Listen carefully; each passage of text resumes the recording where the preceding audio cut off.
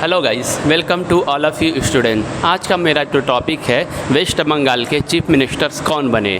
ऐसी बात मैं क्यों बोल रहा हूँ कि पिछले 50 साल से बीजेपी गवर्नमेंट बंगाल के अंदर रूलिंग में नहीं आ पाई थी। इसका क्या रीज़न है कि अचानक बीजेपी गवर्नमेंट कभी पहले 100 सीटों पे सिमट जाती थी, आज 200 को क्रॉस कर गई है। इसका सबसे बड़ा क्रेडिट जाता है शुभेंदु अधिकारी को जाता है।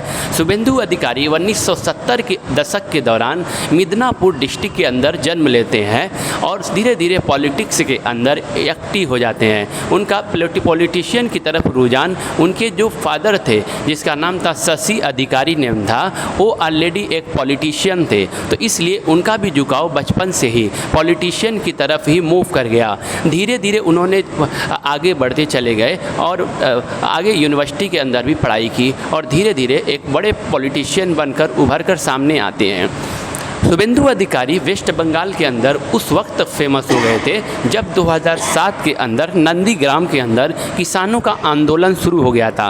किसानों का आंदोलन क्या था कि नंदीग्राम की जो ज़मीन थी गवर्नमेंट उस पर क्या कर रही थी, इकोनॉमिक स्पेशल जोन के अंदर रख रही थी। इकोनॉमिक स्पेशल जोन का मतलब ये होता है कि वहाँ पे इंडस्ट्रीज़ बनेगी, फैक्ट्री बनेगी, वहाँ आम लोगों का आना जाना बंद हो जाएगा।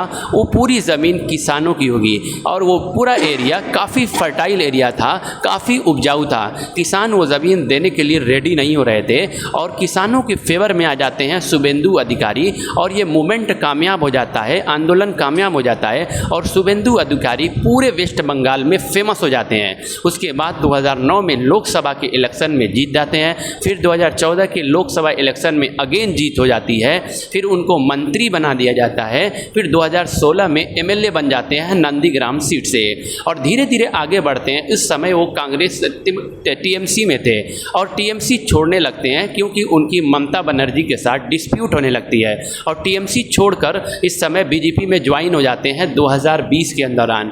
2021 में जब नंदीग्राम सीट से लड़ते हैं तो ममता बनर्जी से उनकी फाइटिंग होती है और 1956 वोटों से ममता बनर्जी को हरा देते हैं और उसके बाद वे वेस्ट बंगाल ही छोड़िए पूरे ओवरऑल इंडिया में हरा दिया क्योंकि ममता बनर्जी की पार्टी रूलिंग में थी और ममता बनर्जी अपनी सीट से हार जाती हैं और इसके धीरे धीरे पूरे ओवरऑल इंडिया के अंदर फेमस हो गए और 2026 में सीएम का चेहरा बनकर आते हैं बीजेपी के और 9 मई को शपथ ग्रहण करते हैं और पूरे वेस्ट बंगाल के मुख्यमंत्री बन जाते हैं। Thank you.